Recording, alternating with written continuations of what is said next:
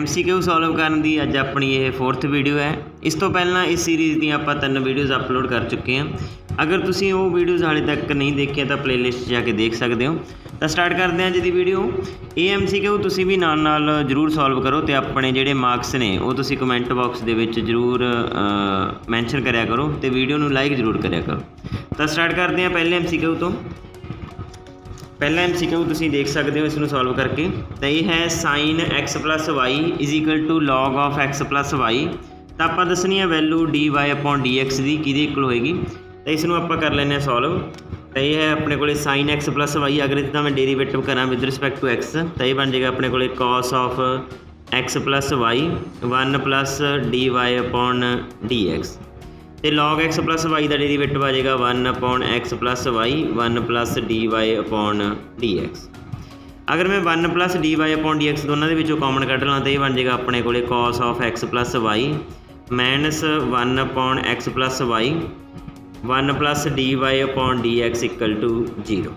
अगर मैं इस चीज़ को इक्वल टू 0 रख दें तो ये बन जाएगा अपने को dy/dx की वैल्यू कितनी आ जाएगी माइनस दे 1। तो किहड़ा आंसर करैक्ट हो जाएगा अपना बी आंसर करैक्ट हो जाएगा। उसके बाद सैकेंड MCQ दे विच आपां दसनी है स्लोप ऑफ द नॉर्मल। एक आपां नूं कर्व दित्ती हुई है, किस पॉइंट ते फाइंड आउट करनी है -2,0 ते कितनी होएगी -1 होएगी 1 होएगी 1/2 होएगी जां -1/2 होएगी। तो पहला आपां स्लोप ऑफ टेंजेंट कड्डांगे। तो सानूं पता स्लोप ऑफ टेंजेंट की हुंदी है अपने कोले, ये हुंदी है dy/dx eight point x0 y0। तो इस कर्व का आप कर लाँगे डेरीवेटिव, ये बन जाएगा अपने को 2x प्लस 3। तो आप किस पॉइंट से कढ़नी है -2,0 ते। अगर x की वैल्यू मैं इतने पुट कर दें तो ये बन जाएगा अपने को 2 प्लस 3 मतलब -4 प्लस 3 कितना आ गया -1। तो स्लोप ऑफ टेंजेंट कितनी आ गई अपने को -1। बट आप स्लोप का कढ़नी है नॉर्मल की कढ़नी है। तो सानू पता है slope of tangent into slope of normal किहदे इक्वल हुंदा अपने को -1 ते।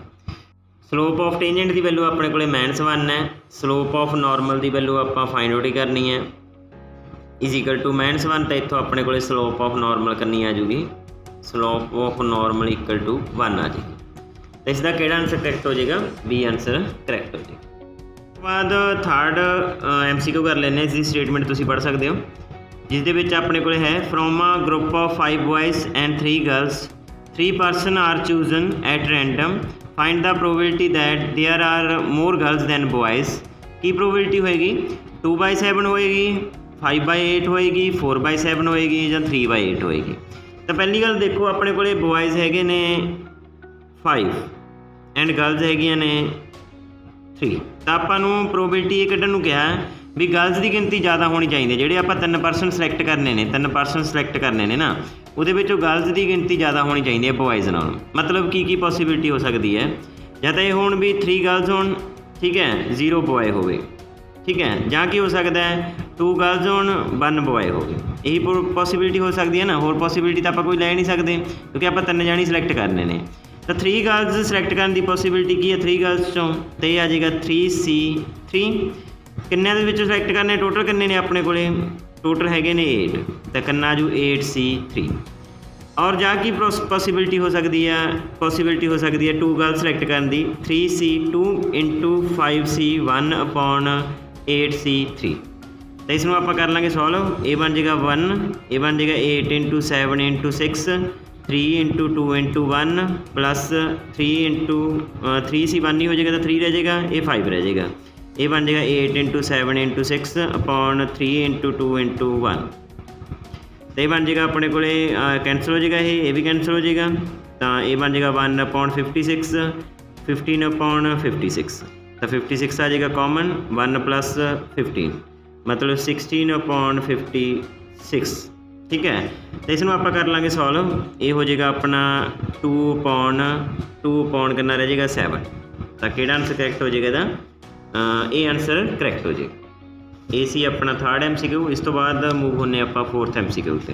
बाद चौथे MCQ दे विच आपां नूं दसना रेडियस ऑफ कन्वर्जेंस इस पावर सीरीज़ की। पावर सीरीज़ है अपने को -3n x⁴n √2 n+1 ਤਾਂ an ਇੱਥੋਂ ਆਪਾਂ ਨੂੰ ਮਿਲ ਜਾਏਗਾ -3⁻n/√n+1।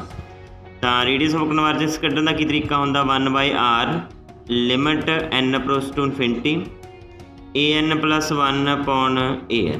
ਤਾਂ ਇਹਨੂੰ ਕਰ ਲਾਂਗੇ ਆਪਾਂ ਸੋਲਵ। ਇਹ ਬਣ ਜਾਏਗਾ 1/r limit n approach to infinity an+1 ਕਰਨਾ ਬਣ ਜਾਏਗਾ, ਇਹ ਬਣ ਜਾਏਗਾ -3n+1/√n+2 ਤੇ ਬਣ ਜਾਏਗਾ √n+1/-3n। ਠੀਕ ਹੈ, ਇਹਨੂੰ ਕਰ ਦਾਂਗੇ ਆਪਾਂ ਸੋਲਵ।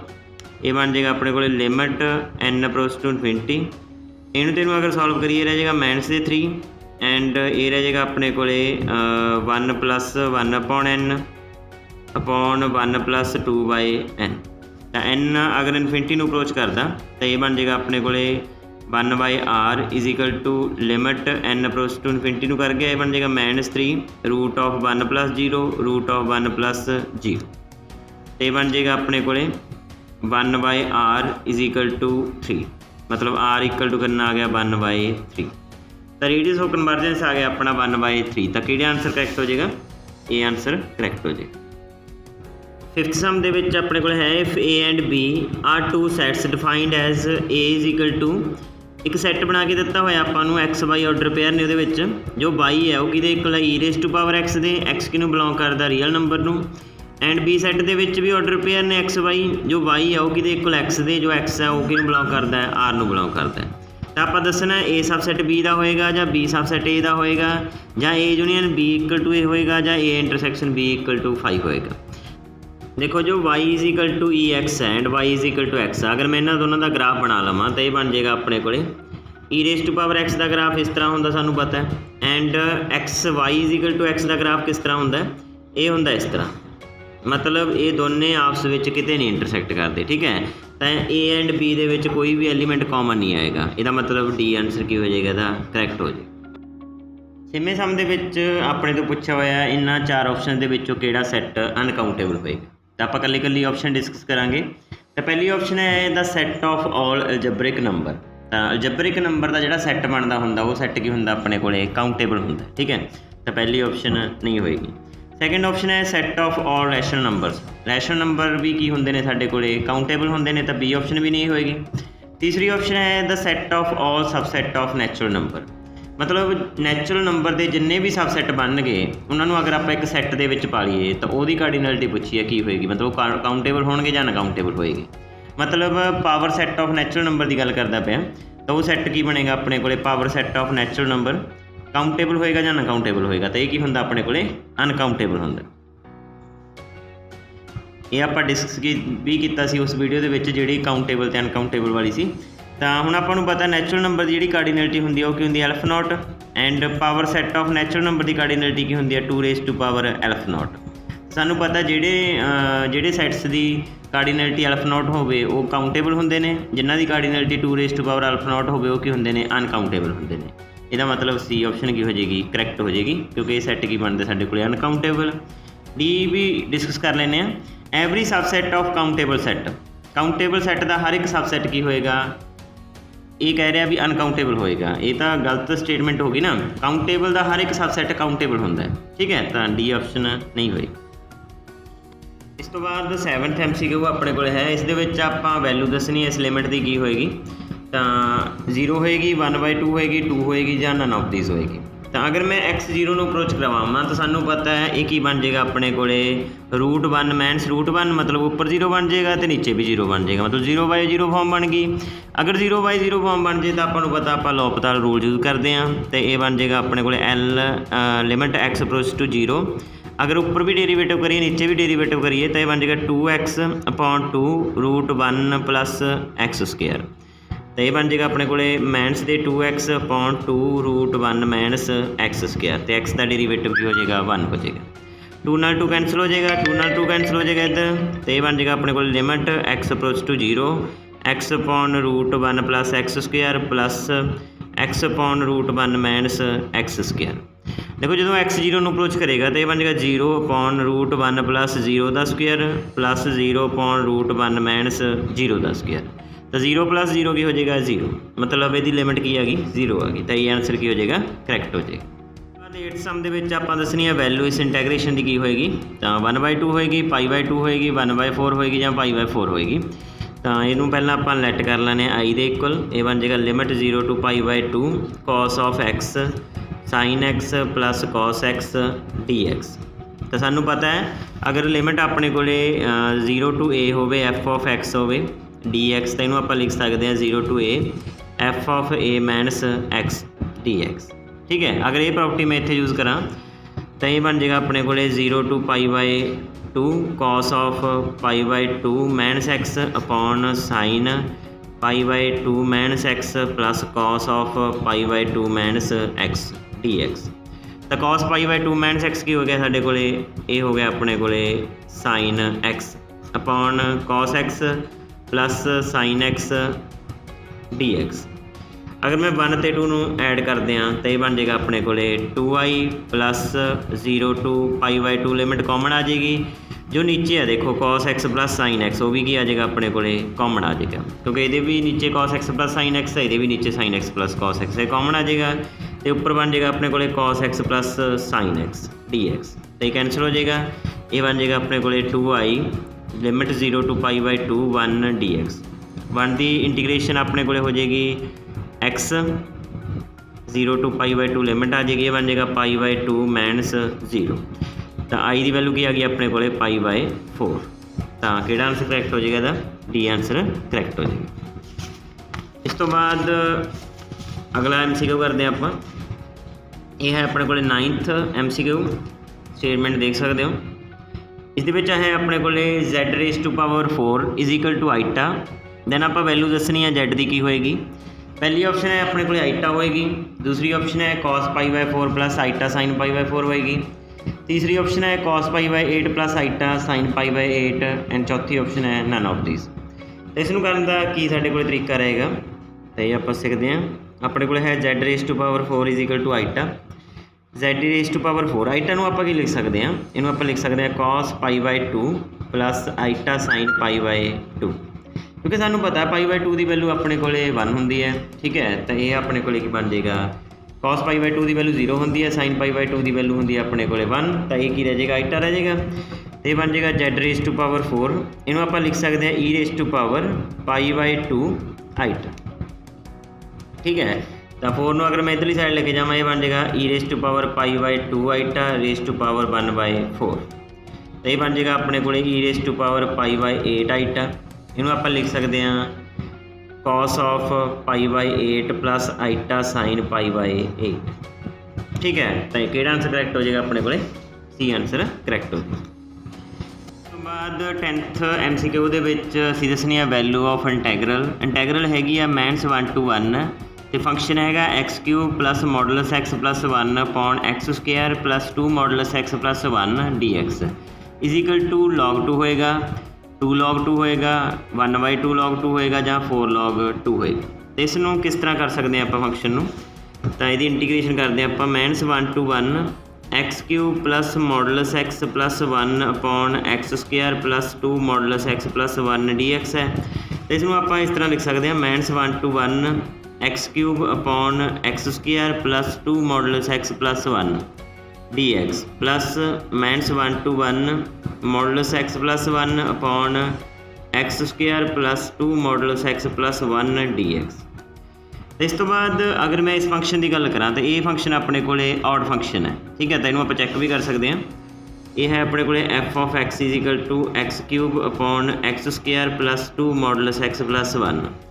अगर मैं x की थां ते माइनस ऑफ x कर दियाँ तो बन जाएगा अपने को minus of x³ upon minus of x² plus 2 of minus x the modulus plus 1।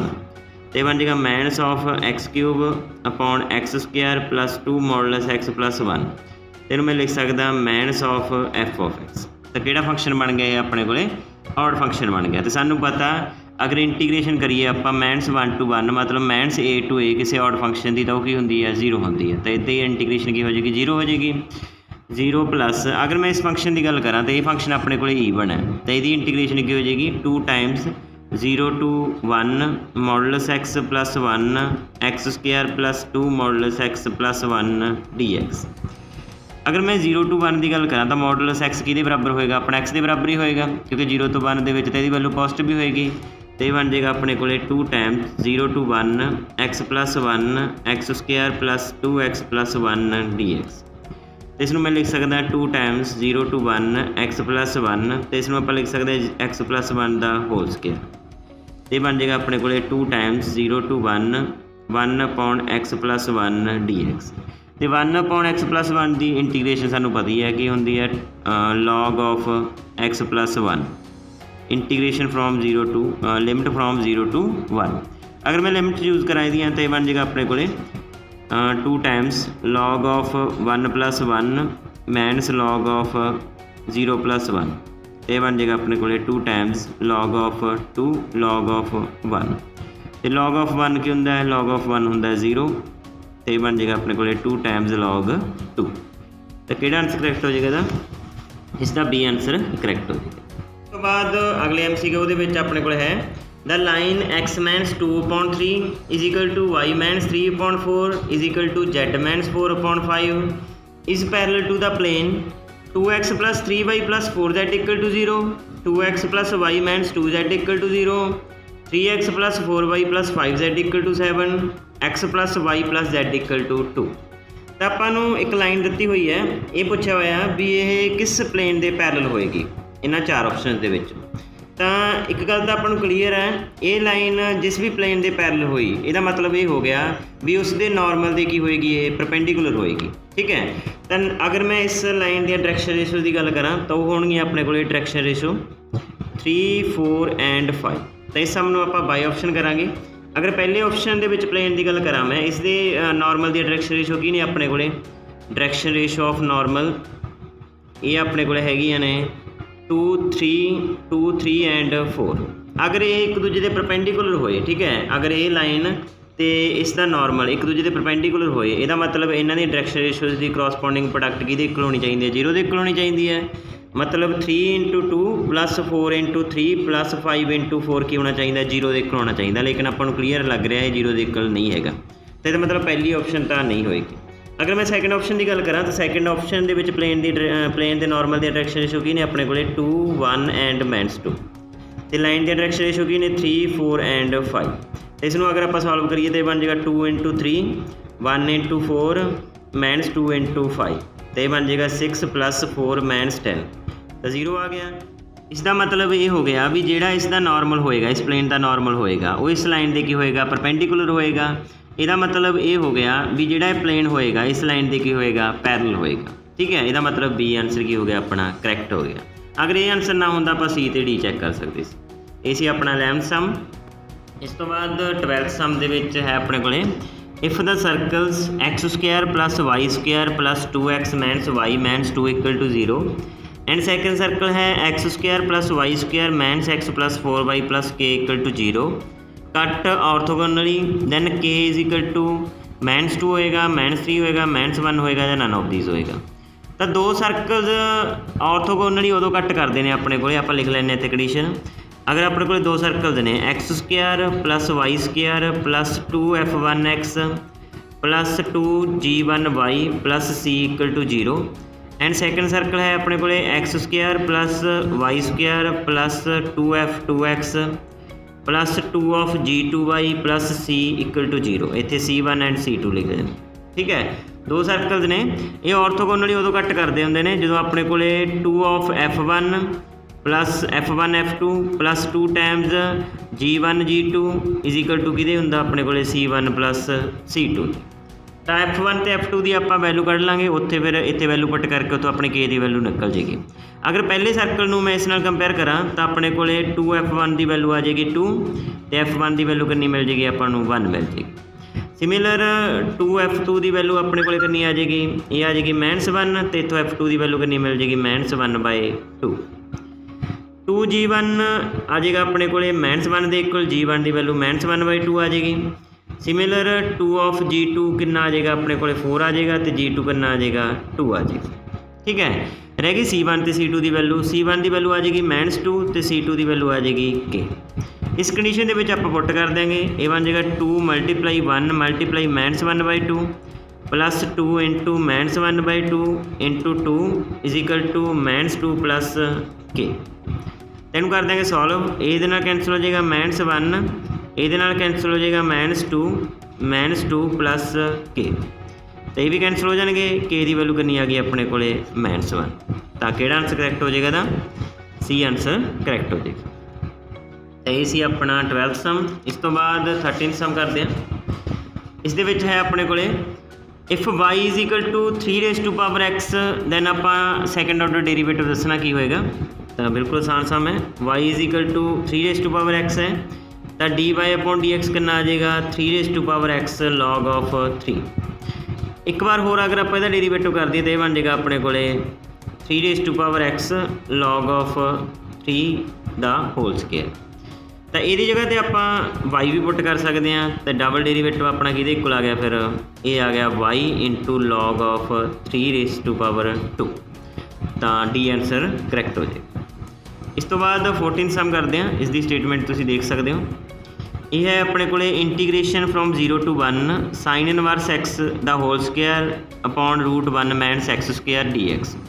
ये इक्वल होएगा π² अपॉन 24, π³ अपॉन 24, π³ अपॉन 12 ਜਾਂ माइनस ऑफ π² अपॉन 12। इतने माइनस हैगी, गलती नाल नहीं लिखी हुई। तो हुण इहनूं आपां करदे सॉल्व।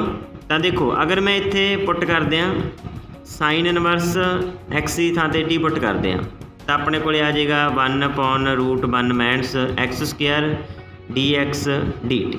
ठीक है, तो लिमिट आकर आप देखिए वैन x इक्वल टू 1 होएगा तो t की वैल्यू कितनी आ जाएगी? π/2। अगर x 0 होएगा तो t की वैल्यू कितनी आ जाएगी? अपने को 0 आ जाएगी। तो ये चेंज हो जाएगा अपने को 0 to π/2 t² अपॉन ये तो सारा 1 ही बन dt बन जाएगा। ठीक है, तो ये बन जाएगा अपने को t³ अपॉन 3 0 to π/2। अगर आप ये लिमिटा यूज़ करिए तो बन जाएगा अपने को π/2 द क्यूब, तो ये बन जाएगा 1/3 π³ अपॉन 8, तो ये बन जाएगा π³ अपॉन 24। तो यदा डी आंसर करैक्ट हो जाएगा। अगले सम दे विच आप दसनी है वैल्यू ऑफ इंटैगरल। ये है integration from 0 to 1 sine inverse x⁻² upon √1 minus x² dx। तो कितना आंसर होएगा? π² अपॉन 24, π³ अपॉन 24, π³ अपॉन 12 ਜਾਂ माइनस π² अपॉन 12। तो इसमें आप कर लेने सॉल्व। अगर मैं ये पुट करते हैं साइन इनवर्स x नूं t पुट करते हैं तो यह बन जाएगा अपने को 1/√1 minus x² dx equal to dt। ठीक है, तो लिमिट भी आप यूज़ कर लेने वैन x अपने को 0 होएगा तो t कितना आ जाएगा? अपने को 0 आ जाएगा। वैन x इक्वल टू 1 होएगा तो t कितना आ जाएगा? अपने को π/2। तो अगर मैं ये चीज़ यूज़ करा इतने तो यह बन जाएगा 0 to π/2, तो यह बन जाएगा t² dt। तो हुण अपन इंटीग्रेशन करनी यदि सौखी हो जाएगी, ये बन जाएगा t³ अपॉन 3 0 to π/2, तो ये बन जाएगा 1/3 π/2 द होल क्यूब माइनस 0, तो ये बन जाएगा 1/3 π³ अपॉन 8 मतलब π³ अपॉन 24। तो इसका आंसर करैक्ट हो जाएगा अपने को बी। 15th सम दे विच अपने को है if NPR is equal to 840 NCR is equal to 35 then आप एन की वैल्यू दसनी है की होएगी? 7 होएगी, 35 होएगी, 21 होएगी, 42 होएगी। सब तो पहला तो आपको पता है NPR कि इक्वल होंदा अपने को n factorial upon n minus r factorial and NCR कि इक्वल होंदा अपने को n factorial upon r factorial n minus r factorial. तो अगर मैं इसकी वैल्यू पुट करदा ये वैल्यू कि अपने को NPR की वैल्यू है तो यह बन जाएगा NCR upon 1 upon r factorial NPR। तो NCR की वैल्यू अपने को हैगी 35, 1 अपॉन r फैक्टोरियल यदी वैल्यू अपने को NPR की वैल्यू हैगी 840, तो ये बन जाएगा अपने को r factorial is equal to 840 upon 35। तो r फैक्टोरियल आ जाएगा, इनू अगर आप सॉल्व करिए बन जाएगा 24। तो हुण आपां नूं पता है कि फैक्टोरियल 24 होंदा, तो 4 का फैक्टोरियल 24 होंदा, तो r की वैल्यू कितनी आ जाएगी अपनी इतों 4 आ जाएगी। r की वैल्यू तो अपनी फाइंड आउट हो गई, रह गई n की वैल्यू, क्योंकि अपने तो n की भी वैल्यू पूछी है। r की वैल्यू की हैल्प नाल आप n की वैल्यू कढ़ लांगे। तो सानू पता है जो NCR है वो कि इक्वल 35 दे, ठीक है। तो R की वैल्यू 4 है तो बन जाएगा NC4 इज इक्वल टू 35। तो इनू आप लिख सकते हैं n-1 n-2 n-3 upon 4 × 3 × 2 × 1 is equal to 35। तो इसनों आप लिख सकते हैं n-1 n-2 n-3 is equal to 35 × 4 × 3 × 2 × 1। तो 35 नूं आप लिख सकते हैं 35 नूं लिख सकते हैं 7 × 5 इज इक्वल टू 4 × 3 × 2 × 1। तो देखो ये बन जाएगा अपने को 7 3 2 जा बन जाएगा अपने को 6, इस तो बाद 5 4 इन्ना रह जाएगा, ठीक है। तो हुण ये अगर आप इस वर्गा इनू बनाइए तो ये बन जाएगा अपने को 7 6 नूं आप लिख सकते हैं 7-1 5 नूं लिख सकते हैं 7-2 तो 4 नूं लिख सकते हैं 7-3। तो इत्थों ये आप कंपेयर करिए लैफ्ट हैंड साइड नाल तो इन्हां दी वैल्यू कितनी मिल जाएगी आपां नूं 7 मिल जाएगी, ठीक है। तो आंसर क्या करैक्ट हो जाएगा, ये आंसर करैक्ट हो जाएगा। इस तो बाद अगले MCQ दे विच अपने कोल है if A and B vector are 2 unit vector at an angle π/3, मतलब A ते B 2 वैक्टर ने जिहड़े कि यूनिट वैक्टर ने, इसदा मतलब A वैक्टर का मैगनीट्यूड इक्वल टू 1 होएगा एंड B वैक्टर का मैगनीट्यूड 1 होएगा। इन्हां दे विच जो एंगल बनदा दोनों वैक्टर्स दे विच वो कितना बनदा है π/3, मतलब थीटा कितना आ गया π/3। तो आप वैल्यू फाइंड आउट करनी है A vector plus B vector के मैगनीट्यूड की।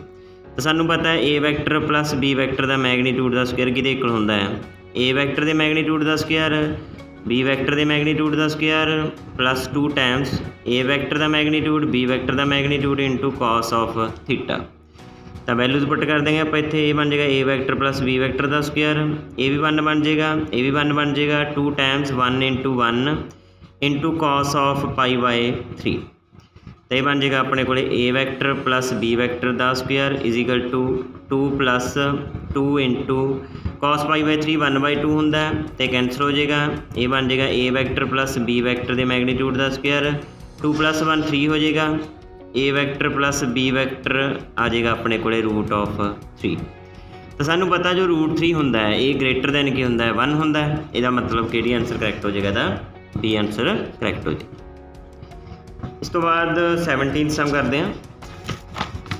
इस दे विच आपां दसना एरिया ऑफ पैरेललोग्राम जिहदियां 2 एडजेसेंट साइड्स हैगियां ने I + K and 2I + J + K। कितना होएगा इहदा एरिया 3 √2 4 एंड √3।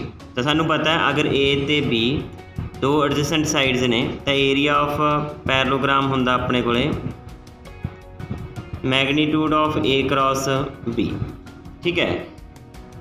तो इनू आप सॉल्व कर लाँगे A क्रॉस B नू, तो A क्रॉस B आ जाएगा अपने को I J एंड K। तो ये आ जाएगा 1 0 1 2 1 1। तो इनू सॉल्व करिए तो ये बन जाएगा I 0 - 1 - J, ये बन जाएगा 1 - 2 प्लस K 1 - 0। तो ये बन जाएगा minus of I plus of J plus of K। तो ये आ गया अपने को A vector cross B vector.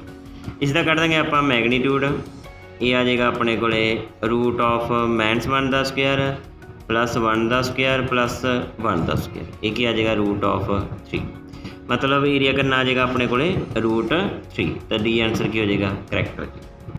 इस तो बाद अगले सम के अपने को है log of tan 1 degree plus log of tan 2 degree plus up to so on plus log of tan 89 degree is equal to 1 होएगा 0 होएगा tan 1 डिग्री होएगा या tan 89 डिग्री होएगा। तो इसको सॉल्व करने लिए देखो की करांगे आप पहला आप log दी प्रॉपर्टीज यूज़ कर सकते हैं आप, तो बन जाएगा log of tan 1 degree into tan of 2 degree up to so on tan 89 degree. इस तो बाद आप इनू किवें सॉल्व करांगे, देखो अगर मैं tan दी वैल्यूज़ 45 तक लिखा, इस तो बाद जिहड़ियां tan 46 की वैल्यू आ उन्होंने आप लिख सकते हैं cot 44 आप लिख लें। ये बन जाएगा log of tan 1 degree tan 2 degree up to so on किते ना किते tan 45 डिग्री आएगा, फिर अपने को tan 46 डिग्री tan इत्थे क्या आएगा 47 डिग्री। सिमिलर इस तो पहला की आएगा tan 44 डिग्री। ਐਵੇਂ ਚੱਲਦਾ ਜਾਏਗਾ plus up to so on and ਤੇ ਕੀ ਆਏਗਾ ਆਪਣੇ ਕੋਲੇ tan 89 डिग्री। ਇਸ ਨੂੰ ਆਪਾਂ ਲਿਖ ਸਕਦੇ ਹਾਂ log of tan 1 degree tan 2 degree up to so on tan 45 ਨੂੰ डिग्री ਨੂੰ ਆਪਾਂ ਐਵੇਂ ਲਿਖ ਦਾਂਗੇ ਤੇ tan 45 ਨੂੰ ਆਪਾਂ 1 ਲਿਖ ਦਾਂਗੇ ਤੇ tan 46 ਨੂੰ ਆਪਾਂ ਕੀ ਲਿਖ ਸਕਦੇ ਹਾਂ, ਇਹਨੂੰ ਆਪਾਂ ਲਿਖ ਸਕਦੇ ਹਾਂ cot of 44 डिग्री। ਇਹਨੂੰ ਕੀ ਲਿਖ ਸਕਦੇ ਹਾਂ, ਇਹਨੂੰ ਲਿਖ ਸਕਦੇ ਹਾਂ ਆਪਾਂ cot of 43 degree plus up to into एम ही चल जाएगा तो प्लस नहीं आएगा इंटू आएगा एंड ते क्या आएगा अपने को cot of 1 डिग्री। ठीक है तो हम सानू पता है cot 44 ਨੂੰ ਆਪਾਂ 1/tan 44 ਲਿਖ ਸਕਦੇ ਹਾਂ। ਸਿਮਿਲਰ cot 43 ਨੂੰ ਆਪਾਂ 1/tan 43 ਲਿਖ ਸਕਦੇ ਹਾਂ। ਉਹ ਸਾਰੇ ਕੈਂਸਲ ਹੋ ਜਾਣਗੇ। ਸਿਮਿਲਰ cot 1 ਕਾਹਦੇ ਨਾਲ ਕੈਂਸਲ ਹੋ ਜਾਏਗਾ, tan 1 ਨਾਲ ਕੈਂਸਲ ਹੋ ਜਾਏਗਾ। ਠੀਕ ਹੈ ਤੇ ਐਂਡ ਤੇ ਰਹਿ ਕੀ ਜਾਏਗਾ ਆਪਣੇ ਕੋਲੇ 1 डिग्री ਰਹਿ ਜਾਏਗਾ ਸਿਰਫ। ਠੀਕ ਹੈ ਤਾਂ log 1 ਕੀ ਹੁੰਦਾ 0। ਤਾਂ ਕਿਹੜਾ ਆਨਸਰ ਕਰੈਕਟ ਹੋ ਜਾਏਗਾ ਇਹਦਾ, बी आंसर करैक्ट हो जाए। इस तो बाद 19 सम करते हैं। ये अपने को है if integration from 0 to infinity x square upon x square plus a square x square plus b square x square plus c square is equal to है pi upon 2a plus b plus c plus a then आप value दसनी है 0 to infinity d x upon x square plus 4 x square plus 90। ठीक है की होएगी π/60 होएगी π/20 होएगी π/80 होएगी या π/40 होएगी। तो अगर मैं देखो इनू ये कंपेयर करा ठीक है तो इतों मैनू ए स्क्वायर की वैल्यू कितनी मिल जाएगी, ए स्क्वायर की वैल्यू मिल जाएगी 4 मतलब ए की वैल्यू कितनी आ जाएगी अपने को 2 आ जाएगी। सिमिलर एक्स बी स्क्वायर की वैल्यू कितनी आ जाएगी अपने को आ जाएगी 9 तो बी की वैल्यू कितनी आ जाएगी 3 आ जाएगी। तुम +-2 भी लिख सकते हो +-3 भी लिख सकते हो। एक बार मैं वैल्यूज पॉजिटिव लै ली है। ठीक है ਹੁਣ देखो ਇੱਥੇ ਆਪਣੇ ਕੋਲੇ ਸੀ ਵਾਲੀ ਟਰਮ नहीं हैगी तो ਇਹਨੂੰ मैं इदा तो लिख सकदा एक्स स्क्वायर प्लस 0 का स्क्वायर ਜਿਹੜਾ ਇਹ एक्स स्क्वायर है ਇਹਨੂੰ मैं ਇੱਥੇ ਲਿਖ ਦਿੰਦਾ। ठीक है इदा तो आप लिख सकते हैं चीज़ तो वही बन जाएगी ना। तो इतों सी स्क्वायर की वैल्यू कितनी आ जाएगी अपने को 0 मतलब सी कितना आ जाएगा 0। अगर हम मैं इनू तेनू कंपेयर करा तो सेम चीज़ बन गई ना अपने को इसकी डायरैक्ट वैल्यू ए है तो आप वैल्यूज पुट कर देंगे अपने को बन जाऊगा π/2 ए की वैल्यू है 2 प्लस बी की वैल्यू है 3 ए बन जाऊगा बी प्लस सी मतलब 3 + 0 ए बन जाएगा अपने को 0 + 2 मतलब इनू आप लिख सकते हैं π/2 × 5 × 3 × 2 तो यह बन जाएगा 5/5 2 या 10 30 60 मतलब π/60 आ जाएगा। तो ये आंसर की हो जाएगा करैक्ट हो जाएगा। इस तो बाद अज के लास्ट सम के आप वैल्यू दसनी है value of root iota plus root of minus iota कितनी होएगी √2 आइटा होएगी 0 होएगी आइटा होएगी या मैनस आइटा होएगी। तो आप कल्ले कल्ले की वैल्यू कढ़ांगे फिर इतने पुट कर देंगे तो सॉल्व कर देंगे। ठीक है तो पहले आप रूट आइटा की वैल्यू कढ़नी है।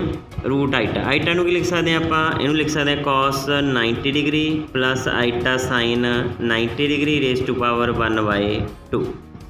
इसमें सॉल्व करके आप लिख सकते हैं cos 45 degree plus iota sin 45 degree तो cos 45 डिग्री होंगे अपने को 1/√2 इनू भी लिख सकते हैं 1/√2 मतलब ये बन गया अपने को 1 प्लस आइटा √2। सिमिलर आप वैल्यू कढ़ लेंगे रूट ऑफ मैनस आइटा की।